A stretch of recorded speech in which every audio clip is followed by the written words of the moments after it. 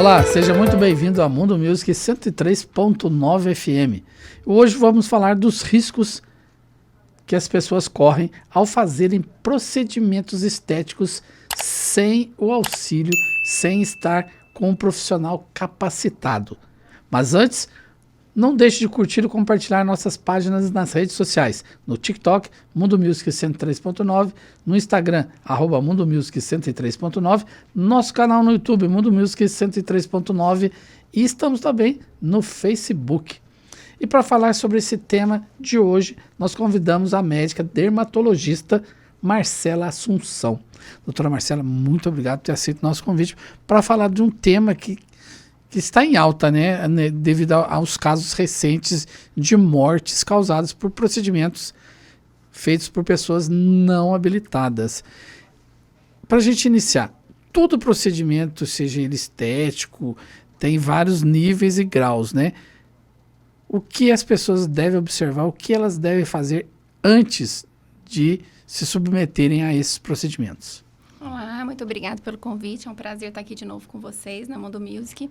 É um tema muito importante de ser abordado, especialmente por conta da repercussão que nós estamos vendo aí na mídia nos últimos dias, né? Por conta da morte de um jovem, devido a um procedimento estético realizado de forma inadequada, com uma indicação inadequada. E a importância, eu acho, primeiro, que a indicação de qualquer procedimento estético, ele deve ser feito por um médico que tenha capacidade para isso. Até mesmo uma limpeza de pele. Então, você deve primeiro procurar um profissional especializado nessa área e que vai avaliar a sua pele, avaliar o envelhecimento, né, o grau de acne, o grau de cicatriz de acne, por exemplo, ou qual a sua queixa. Lembrar sempre que a indicação do procedimento, ela não é do paciente. Ela é do médico que avalia. Nem sempre o que o paciente quer é o que ele deve realizar, né? Então, procurar o médico responsável, né? O médico que acompanha, para que o médico faça a indicação.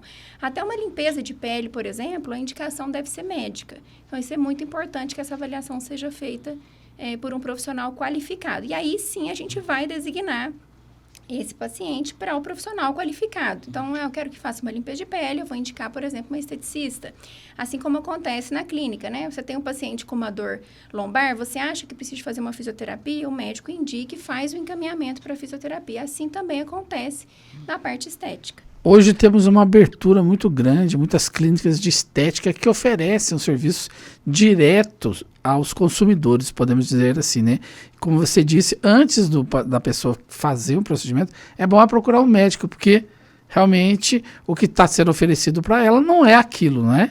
Exatamente. E aí, mostram-se resultados, muitas vezes resultados muito bons. E aí, o próprio paciente, ele identifica a necessidade dele de fazer aquele procedimento. E, na verdade, não. A indicação deve ser individual, depois de uma análise criteriosa da pele. A gente vê muito paciente que, às vezes, chega, doutor, eu quero fazer fio. Ah, não, eu quero fazer um bioestimulador, quero fazer preenchimento. Mas nem sempre ele tem indicação daquele procedimento. E o fenol, ele é um procedimento muito invasivo, né? Ele tem uma nefrotoxicidade, uma cardiotoxicidade e uma hepatotoxicidade. Ou seja, ele tem efeitos no coração, nos rins e no fígado, que são efeitos graves quando não bem controlados e indicados. E a gente precisa entender a importância de conhecer as complicações, porque elas existem. E elas vão acontecer. Podem acontecer com o médico que se propõe a fazer, assim como o profissional não qualificado que se dispõe a correr esse risco. Não sei se o termo que eu vou usar vai ser correto, mas tem aquela questão de toda vez surge uma modinha na questão estética, né? E agora é essa questão desse peeling de fenol. Será que os profissionais, que no caso não médicos, né, de formação na medicina, têm conhecimento da gravidade, dos riscos de usar uma substância como essa e fazer num ambiente, vamos dizer assim, no que não é hospitalar? Eu acho, América, que a ignorância é o maior problema, né? O fenol é utilizado há muitos anos já e, na verdade, a indicação dele é que seja feita por um médico a nível hospitalar. O bloco cirúrgico, de preferência com acompanhamento de um anestesista ou de um médico que tenha experiência em medicina intensiva. É um procedimento muito doloroso, então a gente usa sedação, uma analgesia mais potente. E isso, na verdade, isso banalizou muito, né? Porque o resultado do fenol é um resultado muito significativo, muito importante. E o resultado que ele traz não tem nenhum outro procedimento, nem cirúrgico, cirúrgico que traz, que é a atenuação daquelas rugas mais profundas, aquela pele mais envelhecida, que deve ser feito sempre num fototipo mais claro. O que acontece é que as pessoas, elas não têm conhecimento de todas as complicações. Eles pegam a técnica, às vezes, num curso que é mais fácil de fazer, ou às vezes até um curso informativo, acha aquilo como um gancho comercial muito significativo e começa a fazer como se não houvesse risco. Então, às vezes, a ignorância acaba levando a esse tipo de complicação. Você pode ver que hoje a gente gasta muito mais com cursos de aprendizado sobre complicações de procedimento estético, nós médicos, para a gente poder saber como evitar a complicação e saber tratar do que propriamente do próprio procedimento. E, na verdade, as pessoas fazem os cursos, começam a fazer, e aí você faz um N grande, que às vezes não complica, e aí quando acontece uma situação como essa, aí liga o alerta para os outros pacientes. E aí, realmente banalizou muito, está se falando muito, mas o fenol já é um procedimento muito utilizado há muitos anos, mas sempre era feito sobre cuidados de bloco cirúrgico, monitorizado, porque nós que éramos liberados para fazer, sabíamos do efetivo risco da utilização dele. E que hoje eu acho que a ignorância não deixa com que esse risco seja exposto, né? A gente só fala do benefício e não traz esse risco à tona na hora da venda, na hora da indicação do procedimento. Então, o certo é que toda pessoa que for fazer qualquer tipo de procedimento estético, seja ele, é bom estar procurando um médico, principalmente no caso que é relacionado à estética, um dermatologista. Exatamente, um cirurgião plástico também, que é um dos profissionais que são capacitados para isso. E se você falar qualquer procedimento para mim hoje, eu consigo te levar uma complicação que só o médico trata. Então, por exemplo, né, o fenol, por exemplo, a gente vê uma arritmia, por exemplo, como eu acredito que deve ser a possível causa da morte desse paciente, mas assim, a gente tem N complicações, e não só complicações sistêmicas, como complicações locais, como queimaduras profundas, porque o ácido, ele tem uma atividade a um nível mais profundo da derme ali. E aí a gente controla a eficácia dele, a gente controla a ação dele ali com os produtos que a gente utiliza. Então, você pode ter retração de pele, pode ter ectrópio na região de pálpebra, você pode ter queimadura ocular se não realizado de forma adequada, além de manchas, tanto claras quanto escuras, que ficam por muito tempo. E você precisa entender que esse procedimento é um procedimento que vai limitar o paciente de sair de casa pelo menos 15 a 30 dias. É um paciente que vai ter que ter um acompanhamento muito importante, além do risco de infecção fúngica, infecção bacteriana, infecção viral, que neste caso só é tratado por um profissional médico. Ainda a gente não tem essa competência para outras profissões, a competência de prescrição.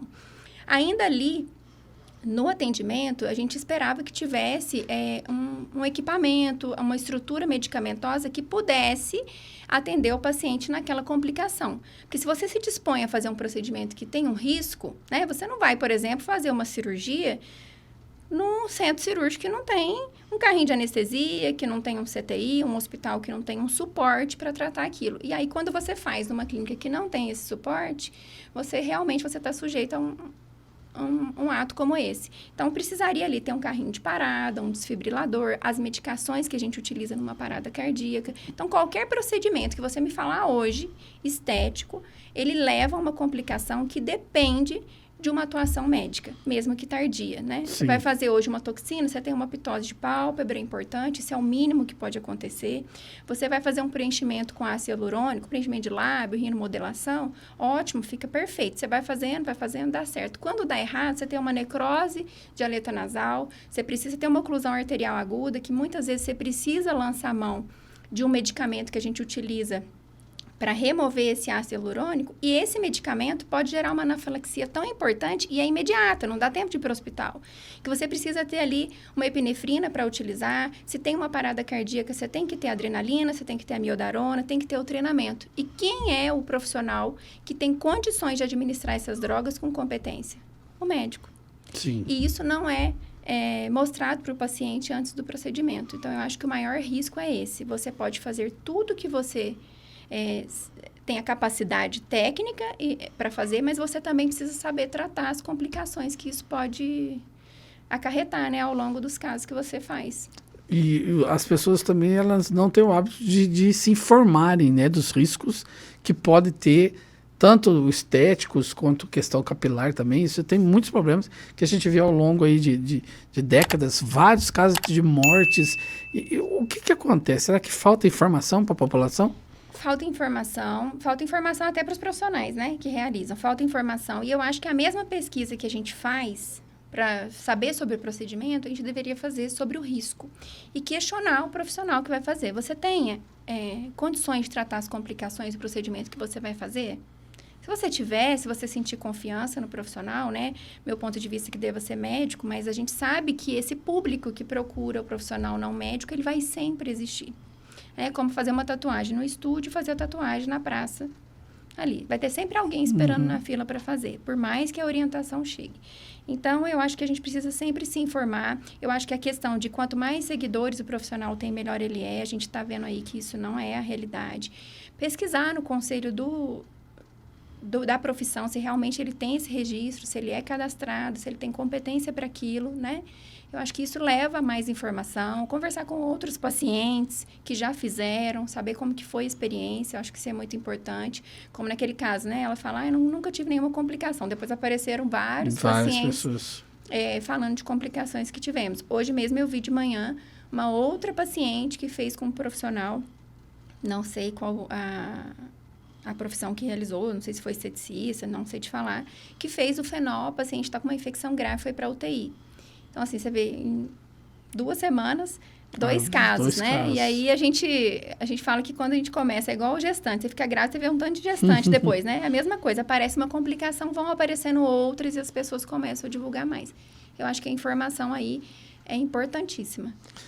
Você chegou a falar no começo da entrevista que, muitas vezes, a orientação do médico é muito importante, porque pode ser que o paciente procure algo que não tem necessidade. Exatamente. Esse paciente, meu ponto de vista, ele não tinha a menor indicação de fazer o peeling de fenol. Ele tinha cicatriz de acne. A gente sabe que o resultado para a cicatriz de acne no peeling de fenol, ele é muito pequeno. Então, assim, ele nem tinha indicação de fazer o procedimento. Vendo os vídeos, né, que foram divulgados, eu vi que ela escoriou a pele do paciente, parece uma lâmina de bisturi. Então, fez a contraindicação principal de qualquer peeling é que a pele esteja aberta, ou que tenha alguma lesão, algum machucado. Então, acredito que aquilo aumentou muito a penetração do ácido, e aí chega o ácido nas camadas mais profundas, tem uma absorção maior nos grandes vasos, o que poderia ter levado a essa arritmia no paciente. Então, você vê que essa orientação, o cuidado, isso é muito importante, né? Principalmente os termos, explicar para o paciente, ou seja, no peeling de fenol, o paciente deveria, no mínimo, ter feito um eletrocardiograma, avaliado função renal, os exames pré-procedimento, isso seria muito importante, e não foi feito, né? Poderia ter identificado um risco maior ali. No seu consultório, você já chegou a ter problema com o paciente querendo fazer um procedimento e você dizendo que não há necessidade? Tem bastante.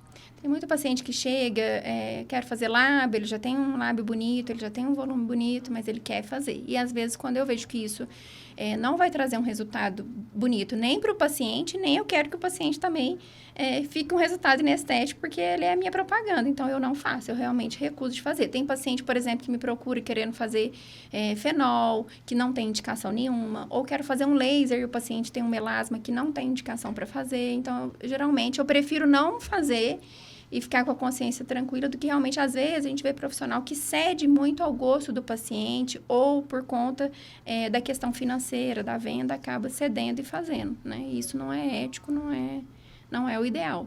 Hoje, na questão dermatológica, estética, o que está mais em alta e quais são os riscos? Tá. São vários, né? Vários. São os que mais, assim, o pessoal mais procura, e quais são os riscos que as pessoas devem tomar cuidado? Vários. Toxina botulínica, que eu acho que é um procedimento que popularizou muito. Precisa ser feito com profissionais que tenham a expertise de fazer, porque hoje estão na moda em muitos pontos avançados. Eu vi essa semana uma paciente que fez toxina no platismo para melhorar, e aí ela estava reclamando que não estava conseguindo fazer mais abdominal, porque ela dependia da musculatura cervical e foi bloqueada ali. Então, pra você ter ideia da importância, né, de um procedimento que aparentemente é tão simples, do conhecimento na área de aplicação. Então, isso o Botox, que é uma coisa que faz todo dia no consultório, vários pacientes. Preenchimento com ácido hialurônico, que é a complicação de oclusão arterial, cegueira, a gente já viu quando aplicada dentro de um vaso, né? E a complicação do uso da hyaluronidase, que é um produto que a gente usa para degradar o ácido hialurônico, que faz essa anafilaxia, que é gravíssimo e que tem que ter esse suporte no consultório. O peeling de fenol, ele não é tão comum no consultório médico, por ele ser um procedimento tão invasivo, que debilita muito os pacientes. Outro que eu tenho visto, e eu tenho visto bastante complicação, é a lipo de papada. E aí eu vou mais além, né? Que eu vejo assim, hoje eu trabalho no hospital e acompanho a parte técnica hospitalar. E quanto mais conhecimento você tem, mais medo você tem dos procedimentos. Por quê? Você utiliza uma cânula na região cervical, que é uma região, né, de vasos nobres, de estruturas nobres. Então, você pensa, se você faz uma lipo num centro cirúrgico com um cirurgião plástico e às vezes você tem complicações de perfuração de órgão e olha que a camada abdominal ela é muito maior do que a cervical. Então, o risco de penetração errada dessa cânula num vaso, num órgão como a tireoide, por exemplo, né, é muito importante, é muito grave. E isso é feito hoje a nível de consultório. Nossa. Outra coisa que eu vejo muito é a infecção pós-lipo de papada. Né? E aí, o paciente interna, muitas vezes faz angina de Lude enquanto faz bichectomia, por exemplo, que é uma prática muito comum. Infecções graves da região cervical. Por quê? Aquela cânula que usa na lipo de papada, a higienização dela é feita a nível do consultório, né? Do profissional que realiza. Né? Ela é uma cânula de metal, ela é reutilizada. Tem cânulas hoje que elas são descartáveis, mas ela tem uma flexibilidade que o profissional não gosta de usar, então ele usa geralmente aquela que é reutilizada. E ela usa a cuba ultrassônica para poder fazer a limpeza. Você pensa que a gordura que é aspirada ali, ele é o maior meio de crescimento bacteriano. E aí essa limpeza tem que ser feita de forma muito eficaz. Aí você leva para fazer a esterilização daquele produto, ele vai para o armazenamento e depois ele é utilizado em outro paciente. Depois que eu comecei a conhecer a parte técnica hospitalar, você começa a conhecer mais a fundo, né, a técnica, a exigência, por exemplo, da vigilância, como tudo deve funcionar.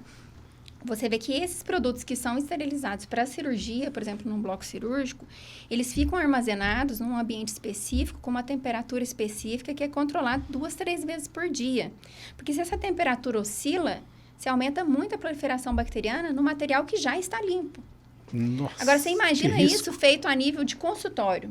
Me desculpa, mas eu tenho certeza que é perigoso. Metade dos consultórios não tem esse critério no controle da temperatura, como é feito a nível hospitalar. Então, aumenta-se muito o risco de infecção nesse tipo de procedimento. Eu acho que hoje, a meu ver, é um procedimento invasivo, com risco muito alto. Eu acho que esse, assim, está no top ali Como você disse, quanto mais você conhece, mais medo você tem. Mais medo você tem. Às vezes o paciente fala assim, Marcelo, por que você não faz lipo de papada?